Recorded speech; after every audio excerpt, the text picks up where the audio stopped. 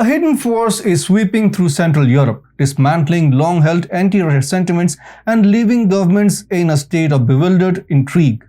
What exactly is this move which Putin is playing in Prague? Namaste and welcome to TFI Global, the foreign affairs and geopolitical analysis arm of the TFI Media Group. I'm your host Piyush. Let's begin. For many years, Central Europe has experienced minimal Russian influence. Despite its geographical proximity to Russia, the region has managed to maintain its own culture and political identity. This can be attributed to a variety of factors, including historical ties with Western Europe, a strong sense of national pride, and a desire to preserve its independence.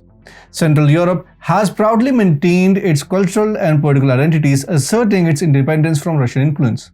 However, recent developments suggest a shift in the region's dynamics. In a surprising twist, the tides are turning in Central Europe as the common populace is taking an unexpected pro-Russian stance, leaving their anti-Russian government in a state of bewilderment. Austria has emerged as a new stronghold for Putin, while Slovakia is also leaning towards more pro-Russian governance with the potential leadership of Robert Fico. While neighboring countries like Austria and Slovakia have already succumbed to Putin's allure, it is now clear that the anti-Russia sentiment in one more nation has also weakened considerably: the Czech Republic. For years, the Czech Republic has long stood as a stronghold against Russian influence, actively resisting any attempts to sway its political landscape.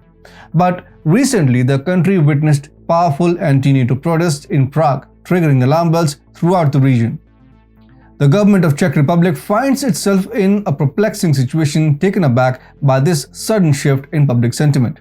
According to media reports, Czech secret services had warned policymakers about the growing dangers of Russian propaganda, which had successfully influenced neighboring Slovakia.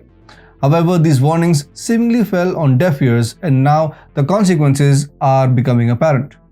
The imminent danger stemmed from the defense agreement between the Czech Republic and the United States, which caught the attention of Russian trolls. The government was well aware of the potential implications, yet failed to take decisive action to counter the growing pro-Russian sentiment.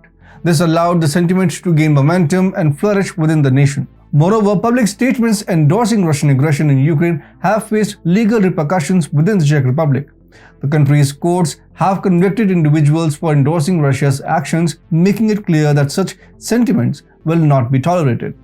However, despite these measures, support for Russia continues to rise, while the opposition towards Ukraine has gained traction. The recent murder in Czech Republic, allegedly committed by an individual of Ukrainian nationality, has further fueled tensions. Anger has spilled into the streets, causing strain between Ukrainian and Romani communities, while nationalists eagerly exploit the tragedy to advance their agendas.